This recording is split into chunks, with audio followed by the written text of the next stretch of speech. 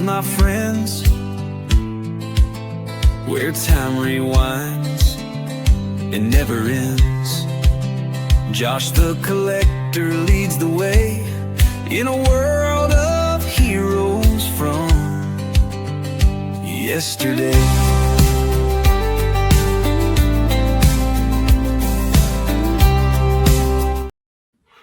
What is going on, everybody? It's Josh here. I am happy to be back with episode 20, and today it's going to be a little bit different. We're going to kind of wing it a little bit. Different things happened this week, and we just have to talk about them. So it's not going to be a normal, structured uh, podcast, but leading off today, this episode I have titled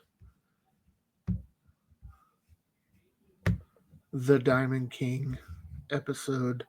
If you guys didn't know, yesterday, the Diamond King movie about the life and work of Dick Perez came out for rent online. I watched it on through my YouTube. It was $4 to rent, and amazing story about Dick Perez, his artwork, how he nearly single-handedly this is the poster for the movie right here that I just put up.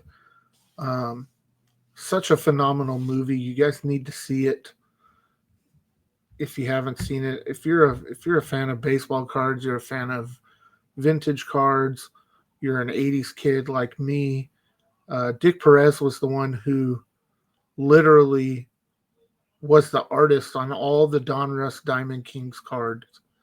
And then he later got a contract with the Hall of Fame to do postcards for retired players who were going into the Hall of Fame. And because they put a little tiny Hall of Fame stamp on the back of the postcard, the Hall of Fame got proceeds from those sales. And because of the proceeds, the Hall of Fame was able to expand. Like, there's a large part of the physical Hall of Fame and what they have there is due to the unexpected proceeds from the sales of Dick Perez cards. So it's about an hour and a half long. It's a great movie about his life, his friendships, the people he met in the industry, how he got started. Phenomenal. How he met his wife. They're in their 80s now. It's a great movie. Have to see it. And since we're talking about Dick Perez, I would be remiss if I did not show some of the stuff, some of his work that I was talking about. I did not go through and dig out my old Diamond King photos, but I do have 4. Actually, I own 5, but one of them is not here yet. These are the Perez Steel Hall of Fame postcards. So these are postcard size. We'll see. I've got them up here on the screen. They are numbered to 10,000, serial numbered, and they're dual images of these Hall of Famers. So I'm showing you cards that I own. Ed Delahanty, Cy Young, the Babe Ruth, the Ty Cobb. Well, what ended up happening was when Perez started producing these, collectors said, hey, we should get these and get them signed by the players. Well, his artwork wasn't originally designed really with an autograph in mind. So he then went back and did a couple of other pieces, which I'll show here in a minute. But I'm going to show.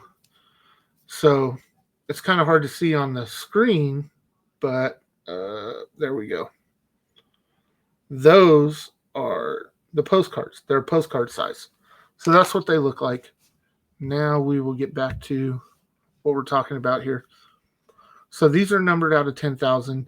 So he had the collector in mind when he decided to design the celebrations cards. These cards are awesome. It's an action photo here on the bottom, and then a headshot up top with a space in between designed for autographs. So I showed you what they look like, what they come, and then on the right over here is kind of, you can sign across diagonally, you can sign horizontally. Hank Aaron has some that he even kind of signed vertically up near the corner of his cap, but they have that space in the middle for an autograph. And this is all original artwork. It's really amazing stuff. Just some of the coolest stuff that you'll ever see. And this is all artwork. He takes pictures and he works off of pictures, but then he incorporates his own scenes behind it. In the movie, Perez was talking about a painting that he did. It's currently in the Hall of Fame, and how Ichiro went to the Hall of Fame and wanted to buy the painting, but the Hall of Fame said, we can't sell you the painting because it's on loan to us from Dick Perez. They put Ichiro in contact with Dick Perez. He agreed to do another rendering of the painting, but Ichiro wanted to be in it with his wife and his dog. That's the polarizing figure that Dick Perez has become in this space. And I'm not so sure, guys, so while we're on this topic right here, right now, like this Donruss Diamond celebration Hank Aaron autograph, you can get for right around $300 graded. Same thing with Ted Williams. I haven't seen a Mantle price, but I started looking at what the prices were for the ones that are autographed and graded, so you don't have to submit and grade them yourself, and they're very reasonable. But I'm concerned now that these postcards and these pieces of artwork are going to go up in price just because of the exposure that he's going to get from this movie. Like, if you didn't already know who he was, you're going to know once you watch this movie, and then you're going to want to get a piece of that history. He has a whole gallery inside the Philadelphia Phillies stadium. And when they won their World Series in 2008, they gave him a World Series ring. It's amazing the connections Mr. Perez has made in the game of baseball and how he shaped and influenced our childhoods. I loved the Donruss set and getting the Diamond Kings cards. And I mean, they were literally like the first inserts in those sets, and it was artwork and not a photograph. They were amazing. And I still have a bunch over here to my right in my card room, and I'd have to dig them out. But every time you look, those are artist drawings of Dick Perez, and then he partnered with Mr. and Mrs. Steele to form Perez Steele Galleries to create these works of art. And it's an amazing movie, guys. He does amazing work. If you don't have any of this stuff, you might want to start looking at getting it, because I have a feeling with the release of this movie, people are going to be buying his stuff up. And with him being in his 80s, he still works because he loves to work. But I have a feeling that his stuff's going to go a little bit higher and get a little more pricey, especially after he passes away. He still does a lot of stuff that we get to see today. So now we're moving into the next portion of our episode, and we are talking the 1932 season, and you'll see why here in a little bit. But since we are talking 1932 season, we're going to start off with the American League MVP, and it is Mr. Jimmy Fox of the Philadelphia Athletics. He hit 364, 58 home runs, 169 RBIs, and he had a 10.4 WAR. And if we're talking AL MVP, we need to talk NL MVP. Chuck Klein hit 348. He hit 348 with 38 home runs, 137 RBI, and a 7.5 WAR. And neither one of those guys played in the World Series because that was played between the New York Yankees and the Chicago Cubs, which we know it wasn't the Cubs who won. New York Yankees sweep the series, 1932 Yankees, 4-0. And a big reason why, if you look at their roster, they had 9 future Hall of Famers: Earl Combs, Bill Dickey, Lou Gehrig, Lefty Gomez, Tony Lazzeri, Herb Pennock, Red Ruffing, Babe Ruth, and Joe Sewell. So in their 30th year, they won 107 games and had 9 future Hall of Famers on their roster.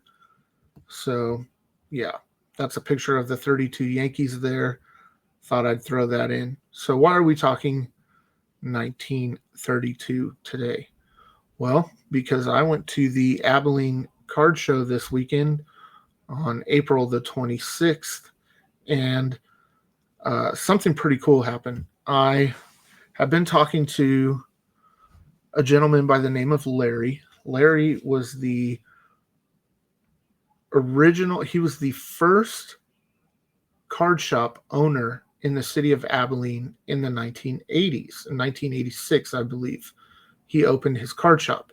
He was in the oil business, and when the oil business kind of went south in the 80s, he decided to go into sports cards and collectibles. So I go to this card show. It's a tiny card show. I'm talking, the room is super, super small. There's maybe 10 tables, and Larry is the only guy there really selling and pumping vintage.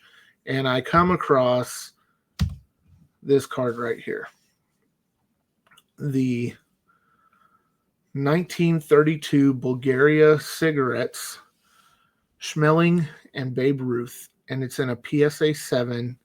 It's a photograph. If you zoom in on this or you look real close, this card is beautiful. And I've been wanting to get Playing Days cards, pre-war cards, ever since I've read the book Glory of Their Times. And for the price that he had this PSA 7 at, I just could not pass it up. It's well centered. The registration on the picture is phenomenal. The writing on the back is in German, but that's why we're talking 1932, because I picked up a 1932 Bulgaria Babe Ruth. And really, the interesting thing about this card set is that Babe Ruth probably should have not even been in the card set. So he's the only baseball player in the whole set. And it did end up being the featured card in the set, but really the big person that they wanted was Schmeling. He was a boxing world champion at the time, and he was German. So this is pre-World War II, and he just happened to be in Cleveland and went to watch a game and got the opportunity to go down and take his picture with Babe Ruth. And his card ended up making it into the set. So in the set, there are since we're talking the Bulgarian set here, there are 272 cards. It's a tobacco set, black and white photos. The size of the cards is 1 5/8 inches by 2 3/8 inches, and they are the only dual photo with a baseball player. The set featured hockey, football, golf, tennis, and boxing primarily, so that's why Schmeling is in there. But we get a little treat of Babe Ruth. So the other thing that after doing some research on this card that I found was that one of the things that make this card so popular is how few of actual tobacco cards there are of Babe Ruth. Most of Babe Ruth's cards are candy and gum. His Gouty card is really expensive, but that is not a tobacco card. He came in right at the tail end of like T206, T205, so he didn't get into any of those sets. So for him to actually be on a tobacco card is really, really cool. And since we're talking Babe Ruth, we might as well go ahead and look at him. Born February 6, 1895 in Baltimore, passed away August 16th, 1948 at the age of 53. He had cancer. He was inducted into the very first Hall of Fame, 1936. He was voted in on 215 out of 226 ballots. And he had a ton of nicknames: Bambino, Sultan of SWAT, Jidge, Colossus of Clout, or the King of Crash.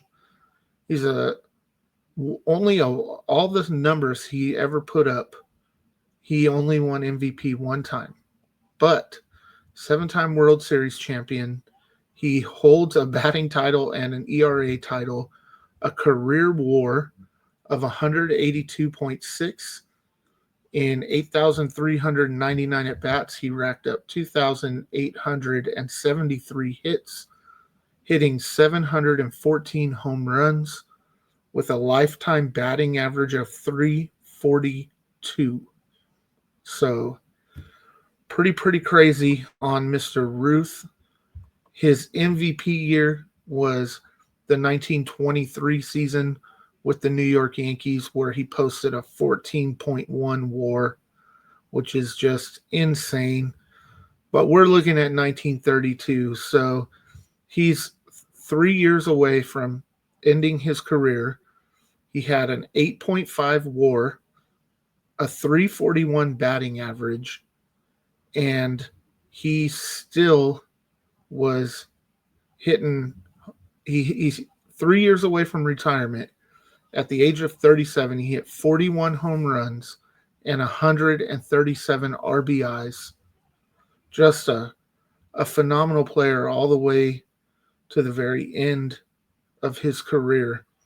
He never hit 400. The closest he came was in 1923 when he hit 393.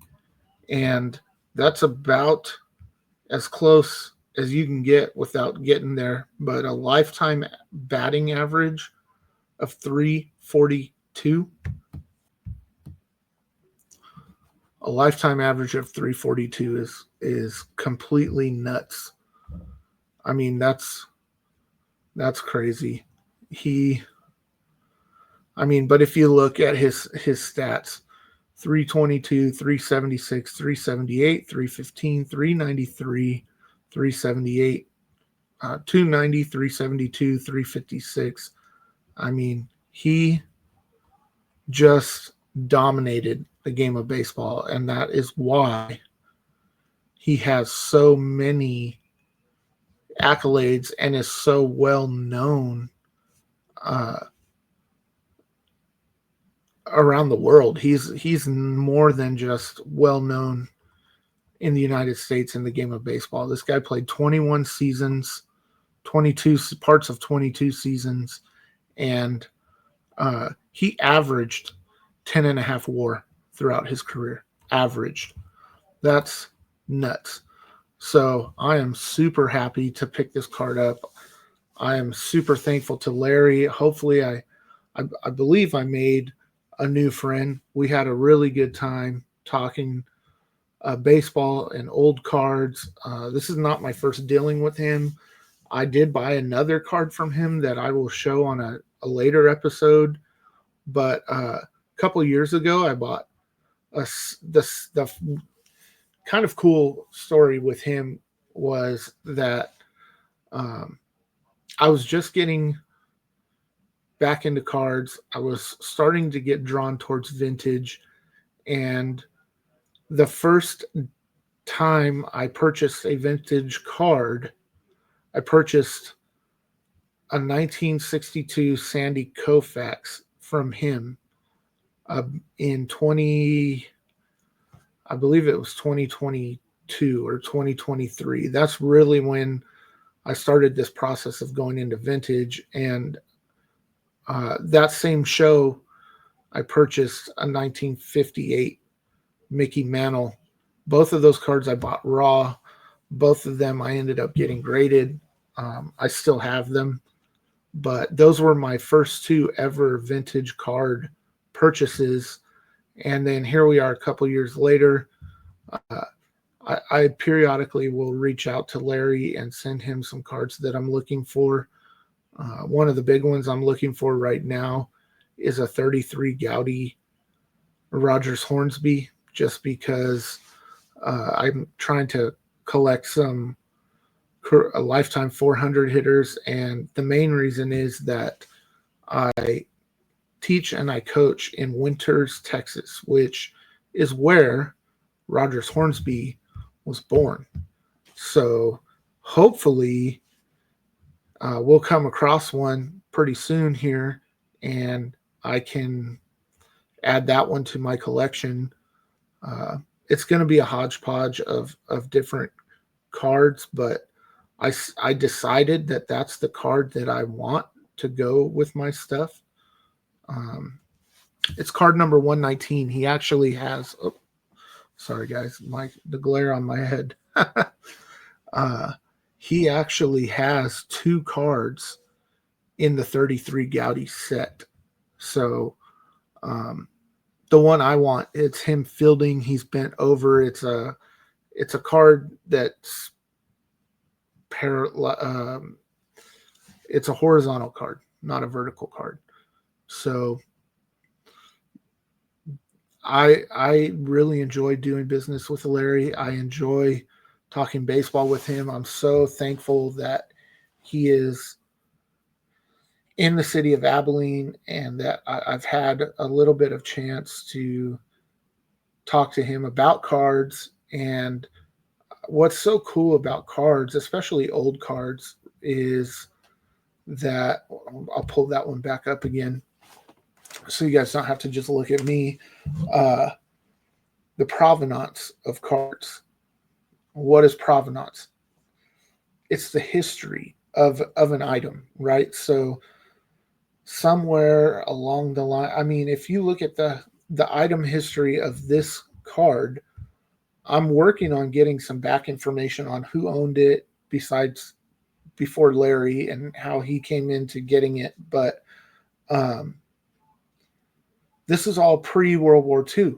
So Schmeling ended up getting drawn into the Third Reich and became like a face of the Third Reich. I don't believe that it was his doing, but they kind of forced him to do that, which makes this card even more polarizing because this is all before Hitler and all of that stuff. But now I get to be the curator of this card for my lifetime until it gets passed on to somebody else.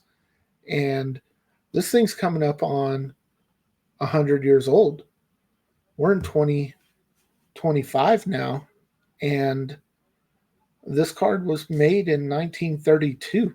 So this card is 93 years old. It's got a story, and that's what the provenance of the card. I mean, we're talking Babe Ruth stats. We're talking, like, I never thought in a million years that I would be in a position to own a Playing Days Babe Ruth card in such a high condition. I mean, it's a mint or it's in a 7, not a mint. It's a near mint.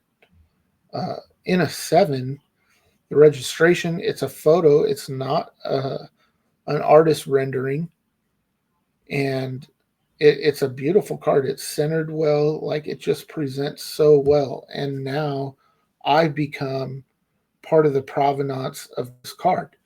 So the card itself tells a story, but part of the story that goes with the card is who the card is in their possession. And it's mine now. It's not going anywhere. Um, I've been going through and cataloging everything that I own, all my slabbed cards, almost every single one of them I have in the card ladder database, so I'm able to get some current market values on everything that I have. And this card made a big difference in my vintage baseball category. And hopefully, it won't be the biggest card, but it's the biggest card right now. And I'm super excited to have this card in my possession. It may end up putting off some other cards that I'm looking to get in the near future, like in the next 3 months, but it's okay. It's a Babe Ruth playing days tobacco card, and that is pretty cool to me. Let me know what you guys think. oldschoolcards24@gmail.com. I look forward to hearing from you. I look forward to your comments on this video. Tell me what you think. Until next time, guys, keep collecting what you love.